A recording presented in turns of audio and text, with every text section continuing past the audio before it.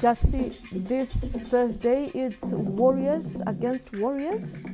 Certainly, Vicky, it's a Warriors affair this Thursday. The Zimbabwe Warriors say they are ready to face the brave Warriors of Namibia in their AFCON 2025 qualifier. That match will be played on Thursday in South Africa. So, Vicky, we are waiting to see which Warriors group will emerge victorious on Thursday. I'll tell you, I believe our Warriors are the brave ones. But like you say, let's wait and see. Good evening, everybody. These are the headlines tonight.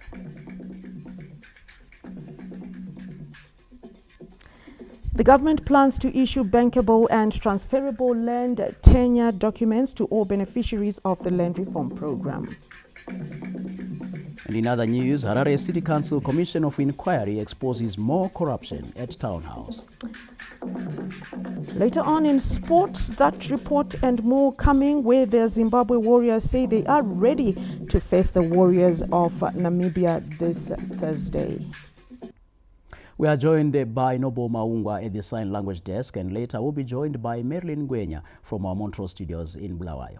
Let's get straight to our first report tonight, where the government says it will issue bankable and transferable land tenure documents to all beneficiaries of the land reform program. And this is meant to enable farmers to access affordable financing as well as invest in their land. We get the details from Abigail Tembo.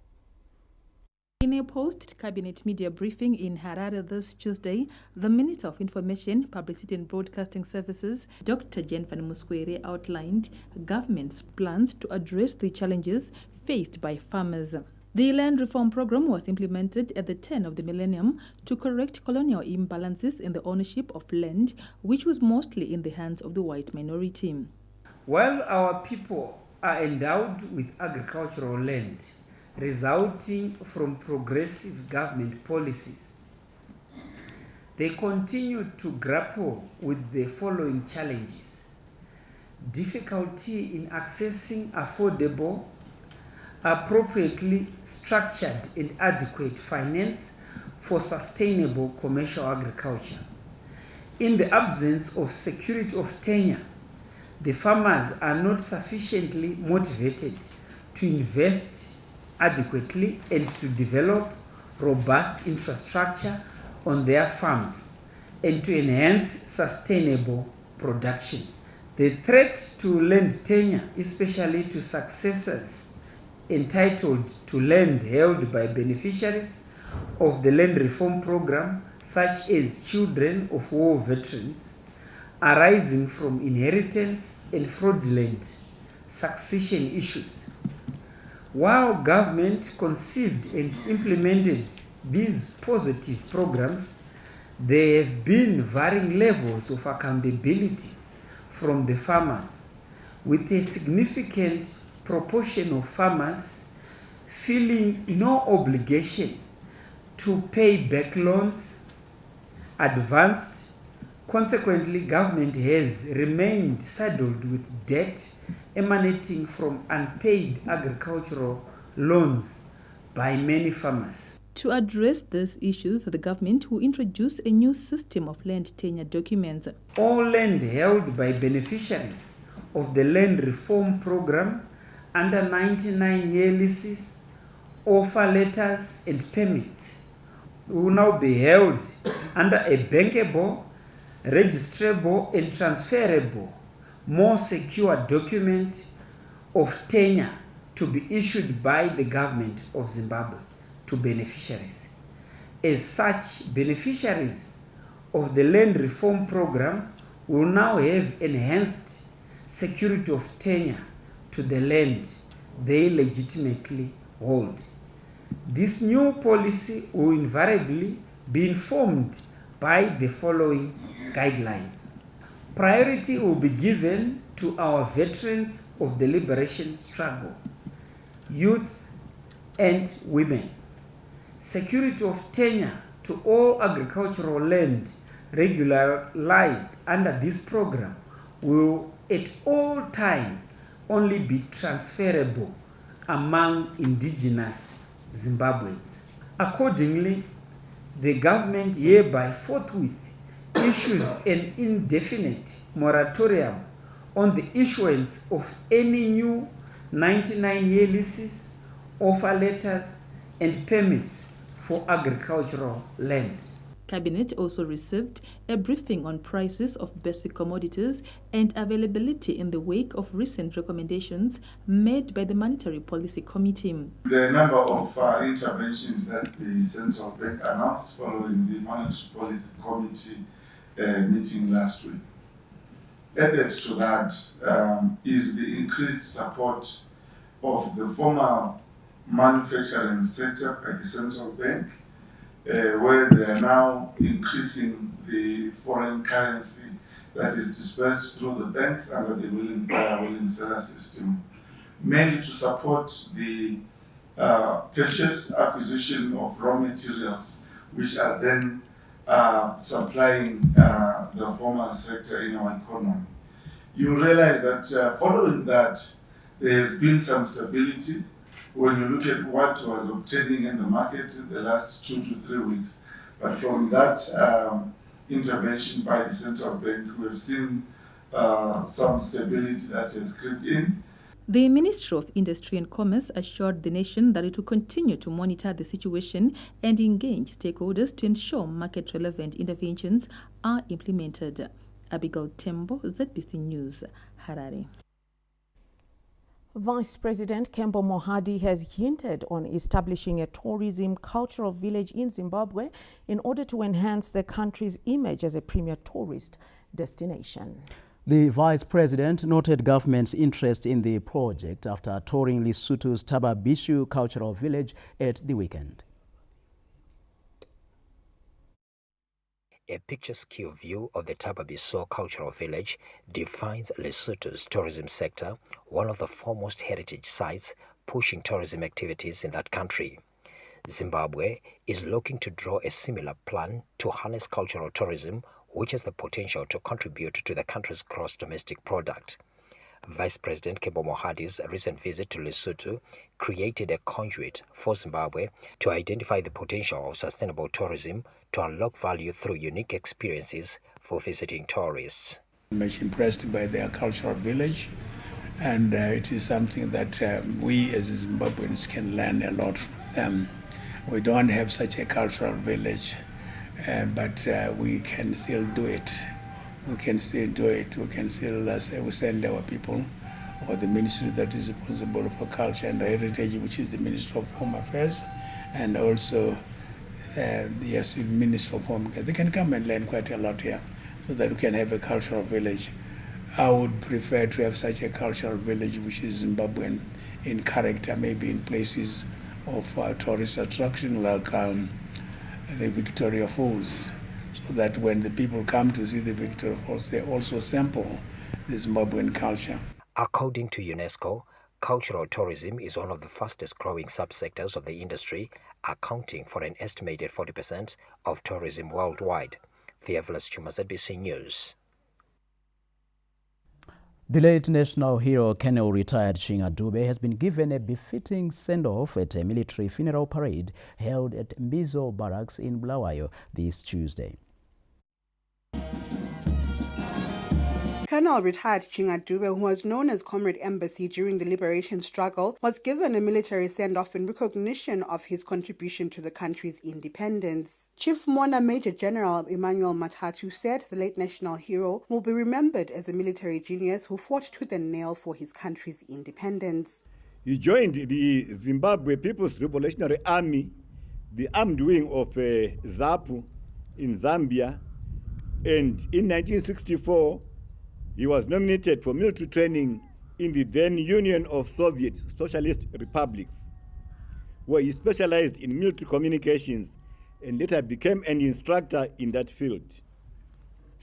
In 1966, he deployed as a reconnaissance officer in the western part of Zimbabwe, in which he was involved in such missions and also for organizing the population for the struggle. Born on the 3rd of July in 1941 at Fort Asha in Matobo district of Matabeleland South Province, Colonel retired Dube became involved in politics at a young age. He trained as a guerrilla fighter in the then Soviet Union in 1972 before playing a pivotal role in the liberation struggle, especially in the strategic area of military communications and arms procurement department for Zimbabwe People's Revolutionary Army, ZIPRA. His contribution spilled over to the post-independent Zimbabwe, where he became legislator for Makokoba constituency and cabinet minister in different portfolios. Colonel retired Dube, who died on Thursday last week at Mater Dei Hospital in Bulawayo, will be buried at the National Heroes Eka in Harare this Wednesday. Meanwhile, the body of national hero Colonel retired Chinga Dube is now in Harare before burial at the National Shrine this Wednesday. The body will lie in state at Charles Gumbo Barracks. The body of our late national hero will lie in state at One Commando. Then tomorrow morning, we are going to depart One Commando at 9:10, heading for the National Shrine. As you might be aware, tomorrow's program will be presided over by His Excellency the President, Comrade Dr. E.D. Mnangagwa. So we are appealing to members of the public to give a dignified send-off to this illustrious son of the soil who gave his all during the liberation struggle. Colonel retired Dube succumbed to kidney complications on Thursday last week in Bulawayo and was declared a national hero in recognition of his contribution before and after Zimbabwe's independence. The Zimbabwe Republic Police is on the hunt for armed robbers who vanished with $4 million United States dollars from a cash-in-transit vehicle in Bulawayo last week.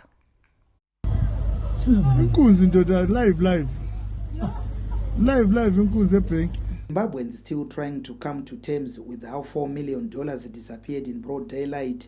Social media has gone on overdrive with some spreading falsehoods which could jeopardize investigations. ZRP National Spokesperson Commissioner Ponyat, however, dispelled rumors that the armed robbers have been apprehended, saying they are working with the International Crime Police Organization to track down the suspects. The Zimbabwe Republic Police is still conducting investigations. The public should not panic. We are hot on the trails of follow-ups and inquiries. And at the same time, we are appealing to Zimbabweans to give us information, because it is clear that this thing was well planned. And it is also clear that outside there are people who know what happened. We are also saying we want to caution the public against speculating, against sending false information, like what we've seen on social media, where some people are now coming up with, all sorts of insinuations. Some are even alleging that the suspects have been shot dead. This is not the case. It is believed to be the biggest man heist in Zimbabwe after the $2.7 million United States dollars ZB bank cash robbery, which occurred at Gwebi River along the Harare-Chinhoyi Road in 2021. Peter Chivima, ZBC News, Harare. Parliamentarians have welcomed President Emmerson Mnangagwa's State of the Nation address presented last week, saying it focused on key issues which will set the country on the right path to attain a Vision 2030. Parliament business resumed this Tuesday after the official opening of the second session of the 10th Parliament by President Emmerson Mnangagwa last week. Debate was centered on the President's State of the Nation address. The President's vision, as articulated in the address, challenges us to act with purpose and urgency, ensuring that we turn the aspirations outlined into real, lasting impacts for the people of Zimbabwe.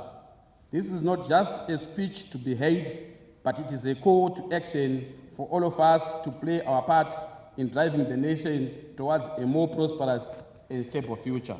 His Excellency, the President, has constantly demonstrated foresight in addressing the energy needs of our country. His administration has prioritized energy diversification, as evidenced by the recent commissioned 200 kilowatts solar grid. Apart from the developmental agenda, The lawmakers reflected on the legislative agenda that was highlighted in the State of the Nation address and the need to uphold peace and security in the country. President wedu munhu anoda runyararo, munhu anoda kuti nyika yedu ienderere mberi tichivaka tisina kuiputsa.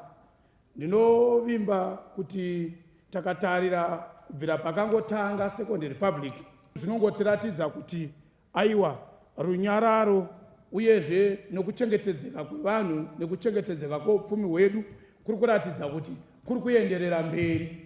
Our primary business, our core business is lawmaking. And the president was unequivocally and unambiguously clear that we need to pull our socks as a legislature and make sure that we expedite the processing of the bills which presently form our legislative agenda. Parliament is now seized with debate on the sailing of bills, most of which rolled over into the second session of the 10th Parliament from the previous session.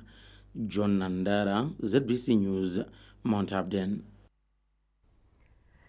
Zimbabwe and Algeria are strengthening bilateral relations after the North African country pledged to construct a $6 million United States boarding school in Gokwe. The Algerian ambassador to Zimbabwe, Mr. Mohamed Siwad, paid a courteous call on His Excellency President Emmerson Mnangagwa at State House in Harare this Monday, where the focus was on strengthening bilateral relations.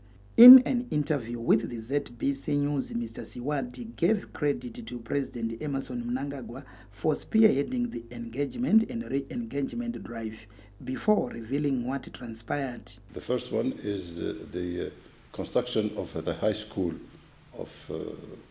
by Algeria here in Zimbabwe as a donation.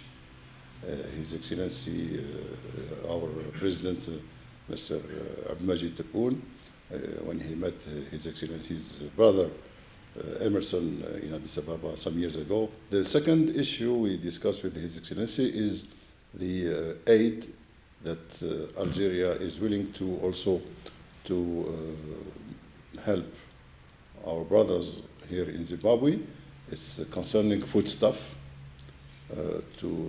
We know that Zimbabwe is facing this Nino and the drought for almost 1 year now, and we are examining the issue to help our brothers either by foodstuff or by some fertilizers, and maybe both.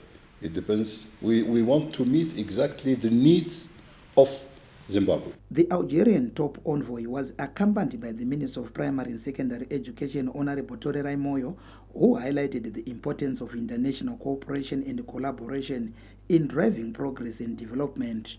This is a state-of-the-art boarding school which will enroll students from Form 1 to Form 6. The other significance of the donation is that it will fulfill the aspirations of the people of Zimbabwe, particularly in relation with the foreign policies of our president, Dr. Idi Mnangagwa, engagement and re-engagement policy. We look at an enrollment of 600 students, from 600 to 800 students. Zimbabwe and Algeria enjoy a long-lasting and historical relationship which dates back to the liberation struggle when Algeria provided military support to Zimbabwe. Peter Chivima, ZBC News, Harare. Zimbabwe is hoping to capitalize on the upcoming Expo 2025 in Japan to identify investment opportunities in strategic sectors. Zimbabwe's bilateral relations with Japan are on a growth trajectory underpinned by technological advancement and innovation.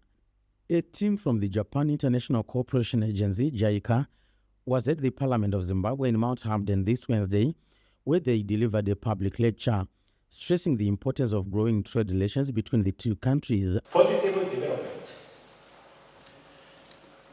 For the first time, export of Zimbabwean sesame seeds to Japan started last month. These seeds will be proceeded into sesame oil, which is healthy and essential for Japanese dishes. Coffee exports to Japan are also being resumed after 20 years.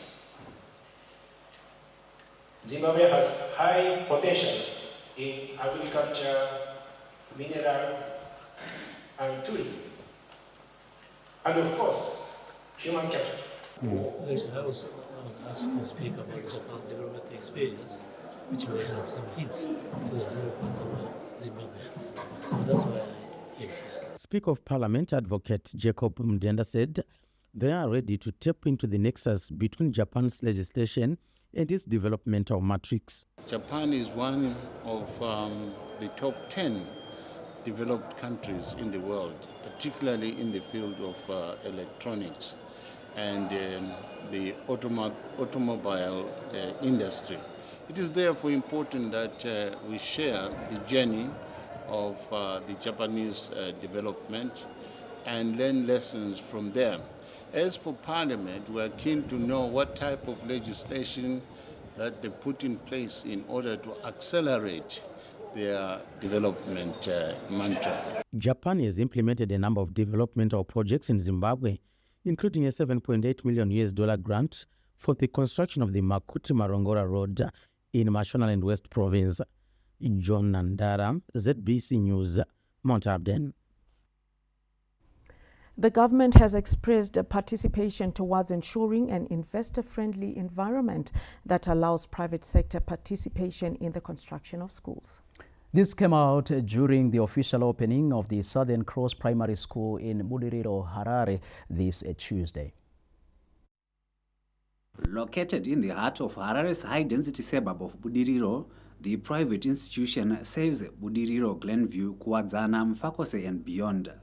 The school, which has 7 blocks and 21 classrooms, is already in expansion for secondary education, in line with government's thrust to improve access to education. We are looking to grow into the secondary sector. We already started constructing the high school. Because our president is actually encouraging us to build schools, I think the private sector must be involved in building of schools, not just the government. We should come in to actually go shoulder to shoulder with the government in terms of school development. Government is ready to support private players with a conducive policy framework for development. We have always said we can't do it alone as government. We would want to come, the private sector, to be able to come on board so that they can then be able to complement government. And one thing that sticks out about Southern Cross Primary School is the investment has been done in our high-density residential areas. The school boasts of modern amenities and comes as a major boost for learners who will no longer be traveling for long distances. We as private sectors, we are very happy in the education system that even the government officials, the senior government officials, such as permanent secretary, they are coming also to see what is being done. Vanenge vachikundikana zvakafanana nekuvhura kuda kuitwa sekondari. Vana vese vanenge vasingakwanisi kuenda kumabhodhingi vanoona zvikoro zvakanaka zvokuti vaende kuchikoro vaone dzidzo yakanaka. It's quite encouraging that vana vedu vanenge vaine foundation yakanaka for whatever future that they have kumberi. Tiri kunzwa kufara nekuti chikoro chiri padhuze nevana vedu ende chakanaka. Tikuona development yavari kuisa yakanakira kana community yedu. In line with Vision 2030, government seeks to promote equitable provision of quality, inclusive and relevant infant, junior and secondary education. Wellington Makonese, ZBC News, Harare. We're going to be taking a breather shortly, but before we do so, do remember we've got a website where you can catch up on the stories that we are running tonight, and you can also catch up on the stories that we are also chasing, be it local, regional and international news. And our website is www.zbcnews.co.zw. Across all social media platforms, we are there on Twitter, we're on X actually, and Facebook and YouTube, and our handles they are at ZBC News Online. And I know, Jesse, we've got people that are watching us right now on Facebook online. We want to appreciate you for joining us and for following us on that live stream. Now, these are stories still to come in this bulletin. Harare City Council Commission of Inquiry exposes more corruption at Townhouse.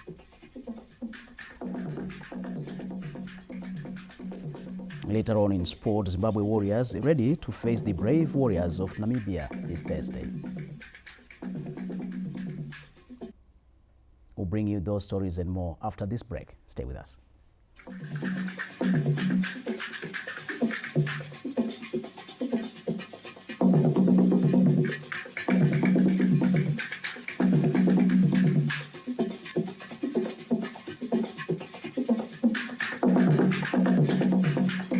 Zimbabwe's mining legacy is a story etched deep in our soil. It's a tale of hard work, resilience, and human ingenuity in unearthing riches and building a nation. This commitment to progress continues as mining industry players continue to unlock the vast potential of our mineral reserves, driving economic transformation through innovation, mineral beneficiation, and value addition. Are you ready to be part of the next chapter?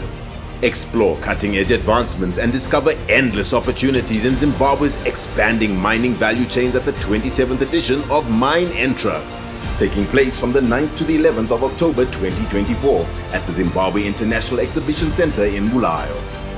Register via our website www.zitf.co.zw. Mine Entra 2024, unearthing success, the mining value chains, innovation and industrialization nexus.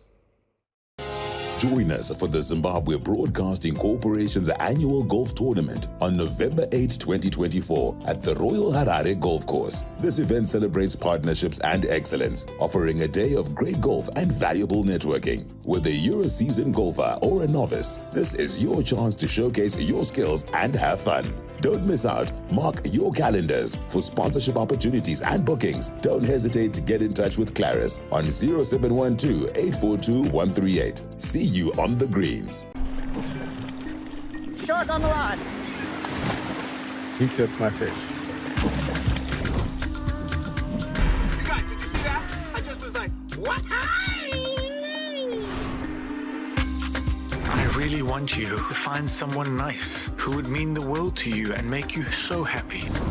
Bernardo Silva, Stones, Foden, a little bit of time. Oh, what a shot! What a goal! What a player! Emma fighting corruption.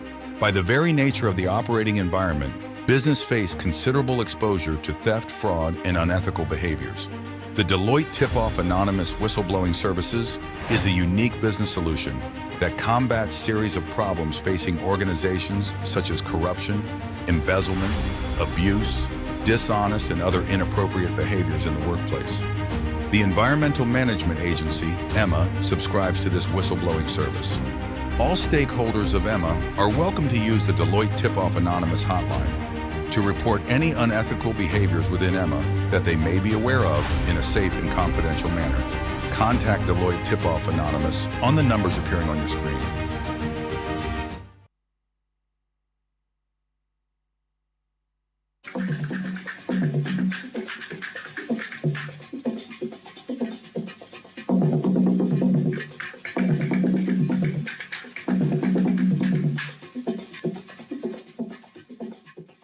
Thank you so much for staying with us, and those of you who have just joined us, this is the main news. The chairperson of the Harare City Council's Environment and Management Committee, Cecilia Chimbiri, lifted the lid on the corruption that has rocked Townhouse when she appeared before the Harare City Council Commission of Inquiry this Tuesday. Chimbiri made sensational allegations of deep-seated corruption when she testified before the Harare City Council Commission of Inquiry this Tuesday. Greed and corruption led to that. And some of the reasons, ignorance, like you say, of people not understanding how this land is structured, the benefits of wetlands, and so forth. Okay, so the reason for this is greed and corruption, as you say. That's what I think. This is from your observation as a member of the City Council. Yes, because if people are distributing wetlands to land barons, it means there's some corruption taking place and there's some greediness also going on. Who is responsible, in your observation, for this greed and corruption? Everyone included in the council. No one is an exception. Councillors, city officials? Yes. And it is their greed and corruption which has landed us in the problems we have relating to construction in wetlands. I think so. The commission of inquiry was taken aback after Chinembiri seemingly failed to explain the benefits of wetlands and the sprouting of fuel safe stations in residential areas despite being in charge of environmental issues. Harare City Council chairperson of the Sports Committee, Councillor Stanley Manyenga, also made shocking revelations after disclosing that 130 people attended an induction workshop in Kadoma.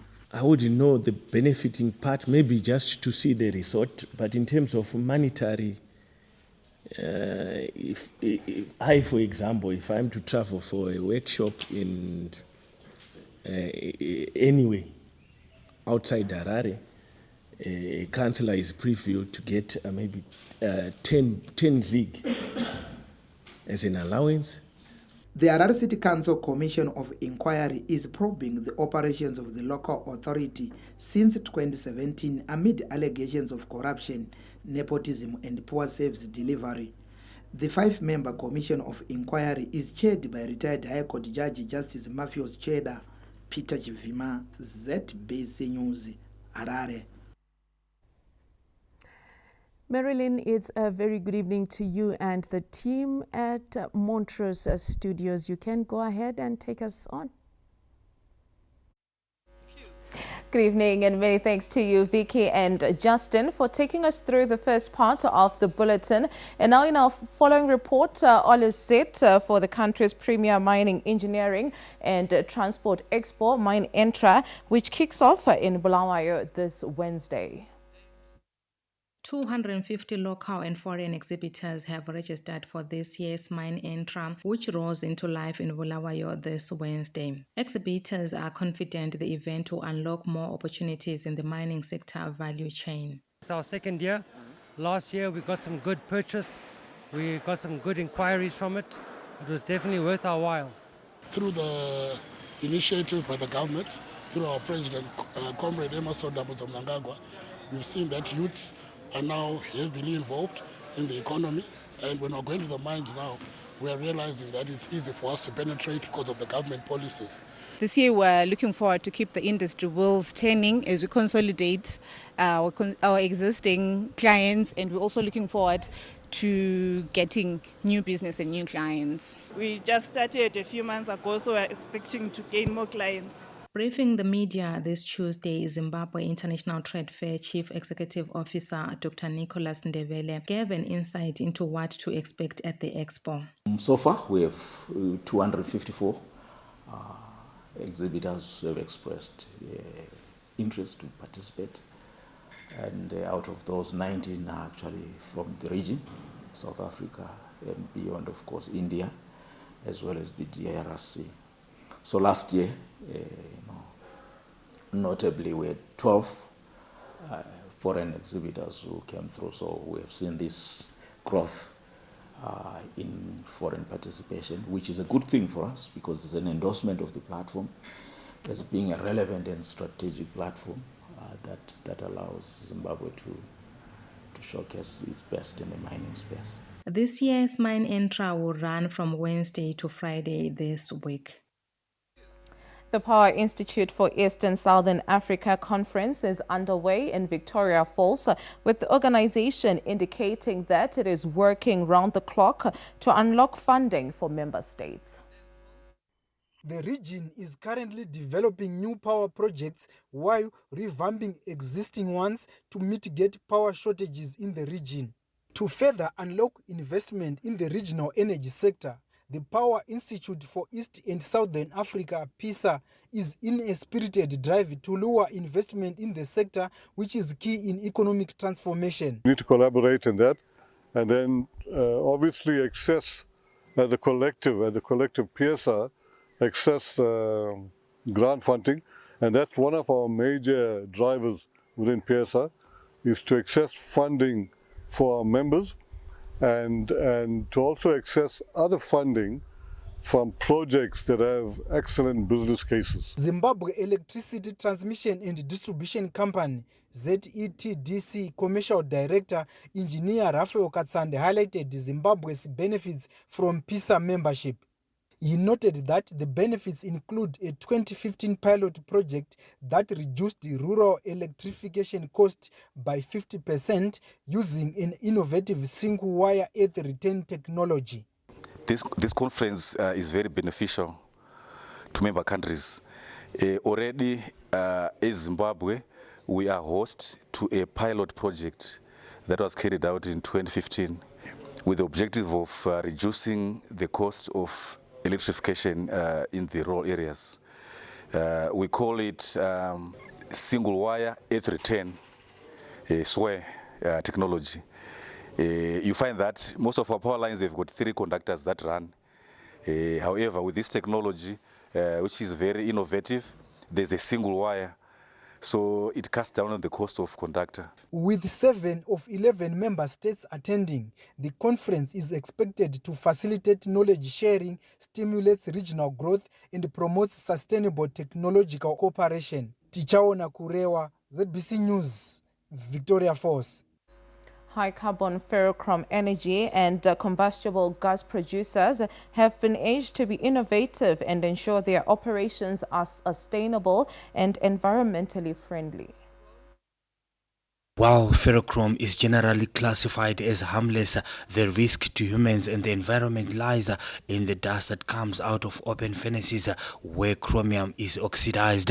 As such, modern high-carbon ferrochrome producers have been urged to adopt close-up furnaces to combat pollution. One such entity that has adopted this model is the newly established $3.6 billion United States dollar mining and energy industrial park in Beitbridge. As you heard from them, that they are applying new methods of what?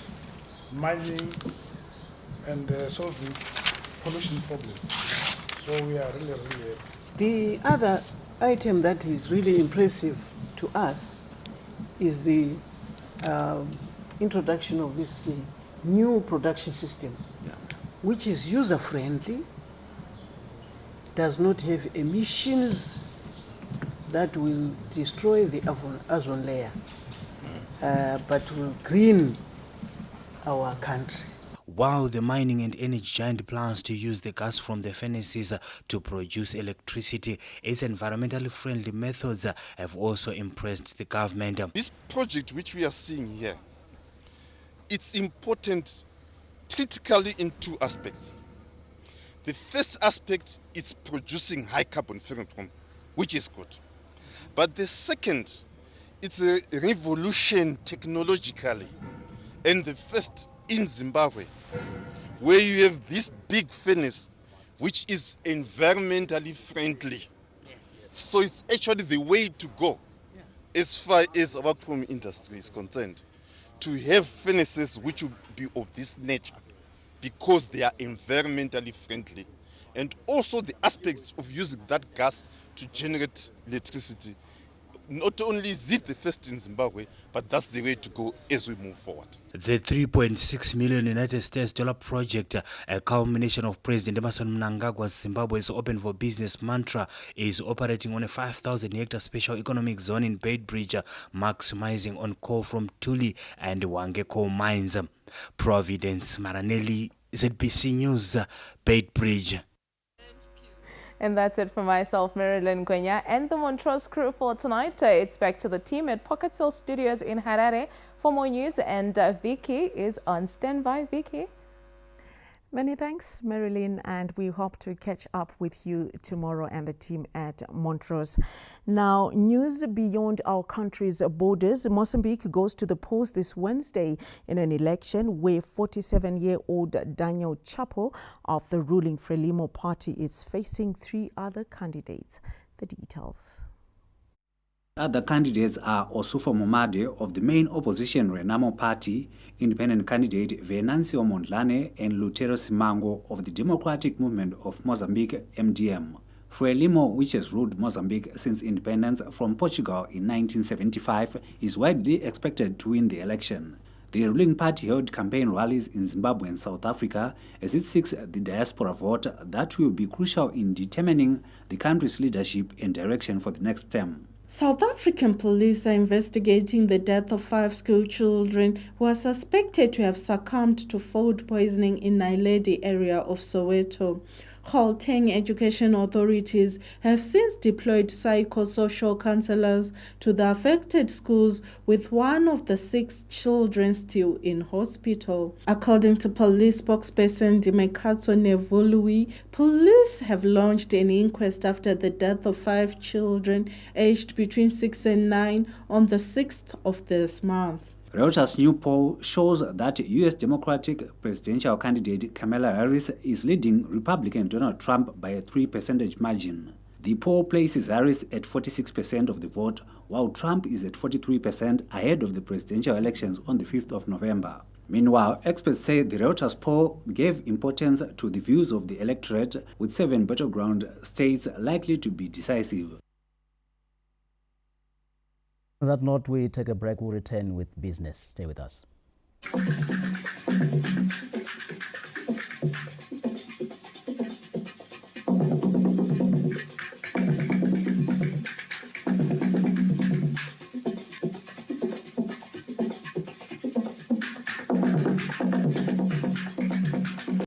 Join us for the Zimbabwe Broadcasting Corporation's annual golf tournament on November 8, 2024 at the Royal Harare Golf Course. This event celebrates partnerships and excellence, offering a day of great golf and valuable networking. Whether you're a seasoned golfer or a novice, this is your chance to showcase your skills and have fun. Don't miss out. Mark your calendars. For sponsorship opportunities and bookings, don't hesitate to get in touch with Claris on 0712-842-138. See you on the greens. Want to pay for your DSTV account or renew your DSTV subscription? Dial *151# to pay for your DSTV with your EcoCash USD wallet anywhere, anytime, and get connected instantly. No need to wait in a queue or ask anyone to pay for DSTV anymore.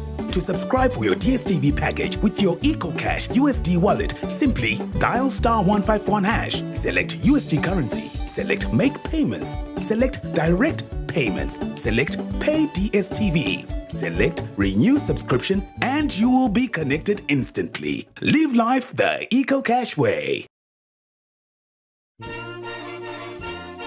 The Minister of Home Affairs and Cultural Heritage, Honorable Kazembe Kazembe, the Deputy Minister, Honorable C. Sanyatwe, the Secretary, Ambassador Arati Faranisi, management and staff wish to express their condolences to the President of the Republic of Zimbabwe, His Excellency Comrade Dr. E.D. Mnangagwa, and the Dube family over the untimely death of Colonel retired Chinga Dube, Politburo member and former Minister of War Veterans Affairs and Makokoba Member of Parliament. Colonel retired Chinga Dube was a dedicated patriot, a veteran pioneer fighter, military communication expert, strategist, planner, and logistics specialist whose work ethics were second to none. The nation is poorer without a man who was a strong advocate for the rights of the veterans of the liberation struggle. Colonel retired Chinga Dube's contribution to the liberation of the country transcended beyond the battlefield and political arena, as he was a celebrated philanthropist who took care of many underprivileged children. As a ministry, we will continue to cherish his legacy and aspiration for a better and prosperous Zimbabwe. We will continue to ensure that Zimbabwe remains a safe and secure country by upholding our constitutional mandate of maintaining a safe and secure environment for economic prosperity, which is what Comrade Chinga Dube fought for. May his dear soul rest in peace. Lala ngokutula, Chawe lesizwe.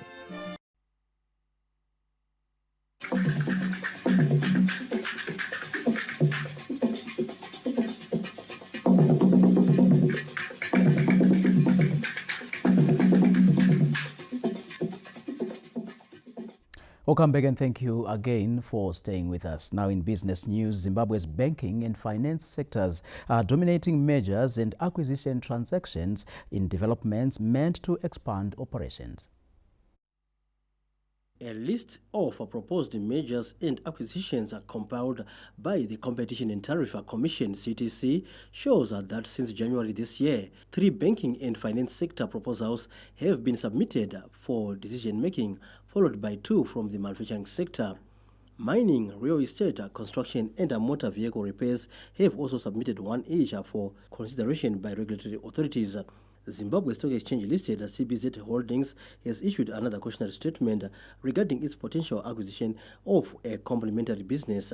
CTC spokesperson Mr. Tatenda Zengeni attributed the dominance of the banking sector proposals to the increased appetite for growth. Basically, there are several reasons why we have seen an increase in mergers in the banking sector. Some relates to the banks maybe trying to meet the capital requirements from the central bank. And then we also have some other banks that are seeking to expand and grow their businesses. And then we also have some investors that are just seeing opportunities in the banking and finance sector. So basically, those are the main reasons why we are seeing several banks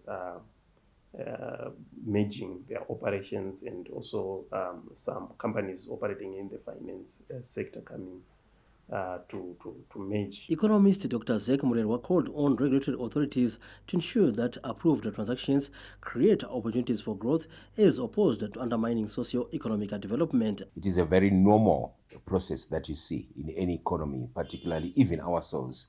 We're trying to find a productive base. So, but basically the rules are that those measures they have to be approved by the Competitions and Tariffs Commission. The whole idea is to avoid the monopoly, and the monopoly leads to abuse and also price distortions. So a measure must be seen to be progressive in itself. It has to be progressive.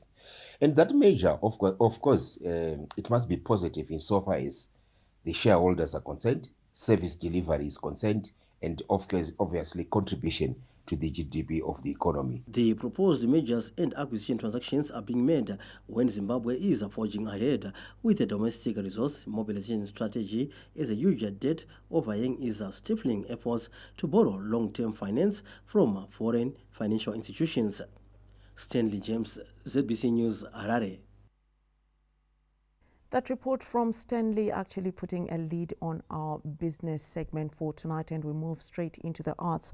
Artists in Harare's Budiriro suburb took their crafts to the street for the second edition of the Arts Pasa Pasa.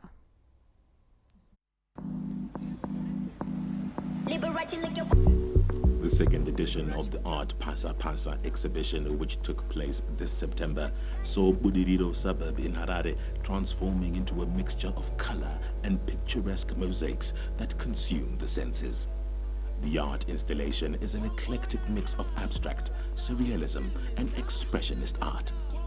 Building on their 2022 debut, calligraph street artists Nyasha Jeje and Marcus Zilavashe are at the center of the craft. The art exhibition that took place in Budiriro was called the Art Pasa Pasa, and it was the second edition. The first edition was in 2022 and the second edition was in September 2024. The reason for this art exhibition was for us to be able to take art into the streets, to be able to make art accessible to the young kids, to people who are not privileged enough to be able to go and see art in the galleries or in the museums. So for us, it's all about urban renewal, urban beautification, and making sure that we educate kids about art. We have got murals in Bulawayo under the Anzwazi Umnawami Girl Power ZW murals that we did in Bulawayo. Right in Harare, we also have got a commemoration mural piece that we've done for Ubaba Oliver Mtuku, Ubaba Dr. Oliver Mtuku, just also to be key and to be precise.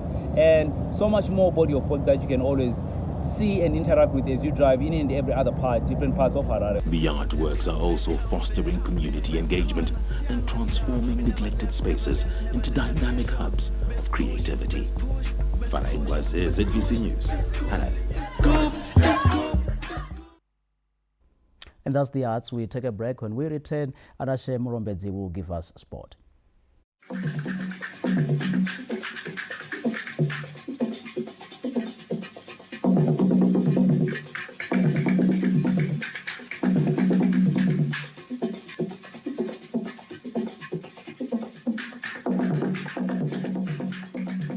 Zim Digital set-top boxes, decoders with all the 7 local television channels and 6 national radio stations are now available for sale. The decoder will give viewers access to ZBC Jive TV, ZBC News, ZBC TV, ZTN Prime, Pre-K TV, Kiona TV, NRTV. No subscription is needed as all the channels are free to view. For $25 or the Zig equivalent, the decoder comes with a cable plus indoor and outdoor antenna. The decoders are available at the Broadcasting Authority of Zimbabwe, BAZ, Transmedia, and all the TV broadcasters.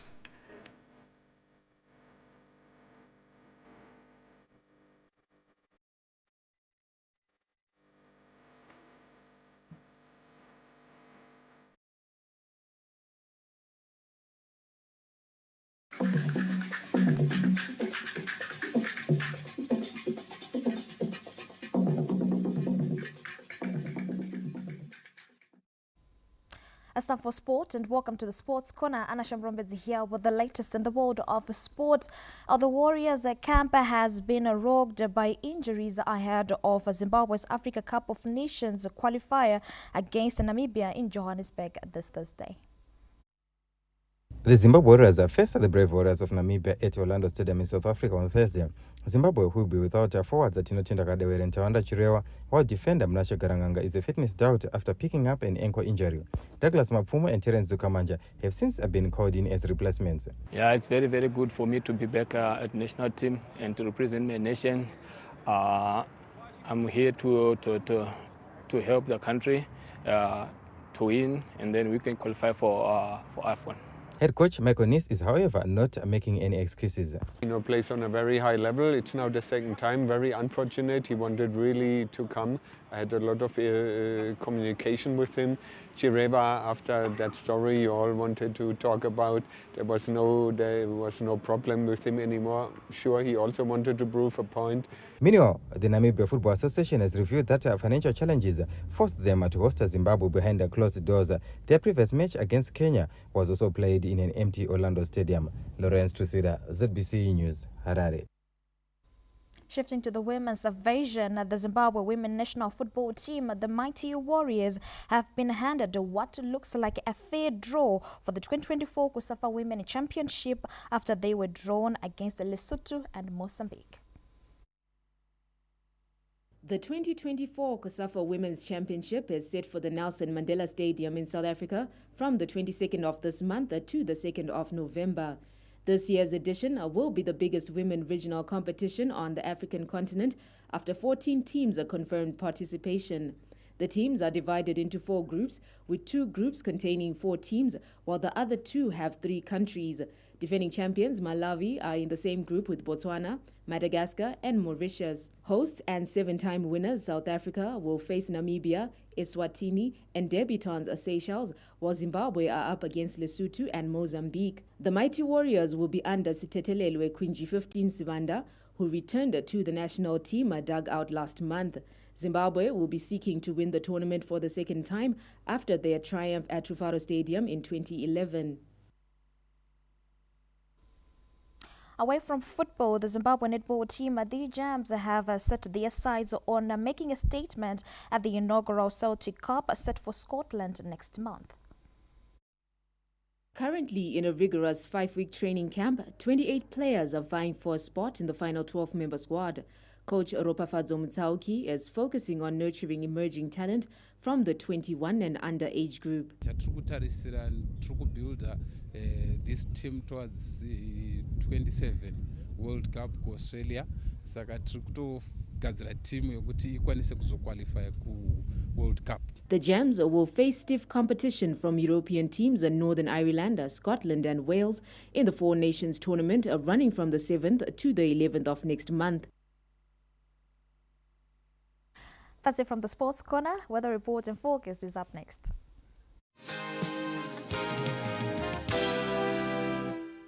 Hello and welcome to tonight's weather report and forecast. It was rather windy over the southern parts with brief cloudy periods over areas such as Beitbridge, Chirezi, as well as Chipinge district, but by afternoon it was mostly sunny and warm across much of the country. And as we look into tomorrow, we're expecting just mostly sunny skies with just brief cloudy periods over the southern parts of the country because of that windy aspect, but the rest of the week should be generally sunny and warm. And for our detailed temperature forecast, we're expecting a bit of cool weather over much of the southern parts of the country. We've got 14s, 13s, and a few 11s over the Eastern Highlands, which is in the cool category, but it should be rather mild over the northern parts areas such as Victoria Falls and Kariba at 20 in the morning. By afternoon, we're expecting 35s over that area, but in the interior, because of those cooling winds, we're expecting a bit of 29s in areas such as Gweru, Harare, as well as Masvingo.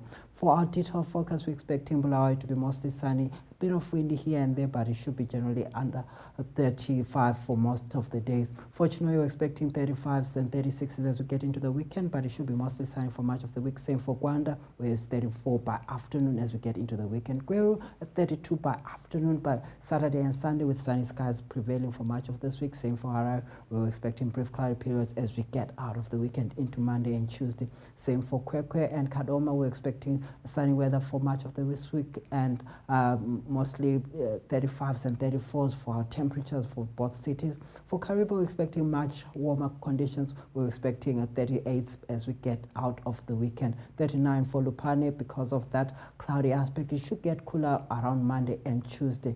But for Masvingo, it's windy here and there with 34s as we get into the weekend. Matopo at 35 by afternoon as we get into Friday and Saturday, but Monday gives us a bit of cloud. Same for Nyanga, where cloudy conditions are from Saturday. For Victoria Falls, it becomes moist around Sunday. We're expecting a few showers here and there, but it shouldn't be much. That's all for our weather and forecast. Been a pleasure, Zimbabwe. I'm James Koma Jr. for the Met Department.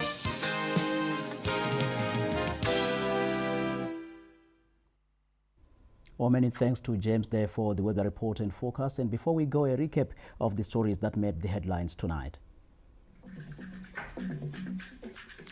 Government plans to issue bankable and transferable land tenure documents to all beneficiaries of the land reform program.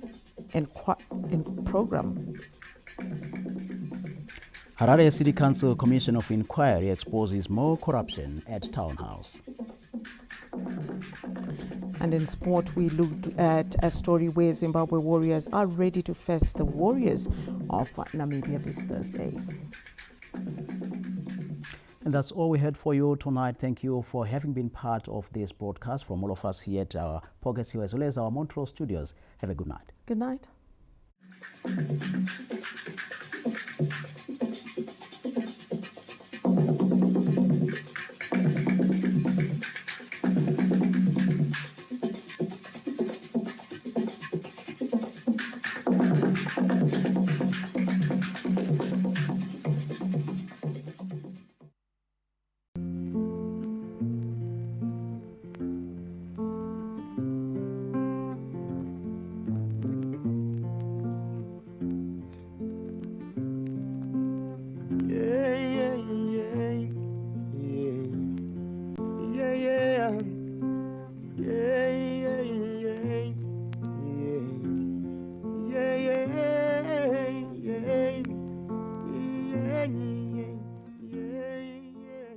And the tapestry of Zimbabwe's liberation struggle, the name Kenorita Chinga Dube is woven with threads of courage, intelligence, and unwavering commitment.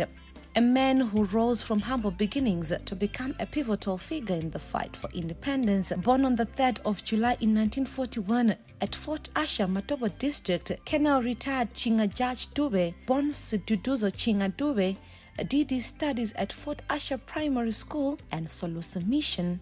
Engumuntu ovele yena ngokwakhe elokuzitshela ukuthi kanti kuyini okwenzakalayo, why kungani asithandani kahle lalabo esakhelane labo. Ngaleso sikhathi ezikolo kwakusibanga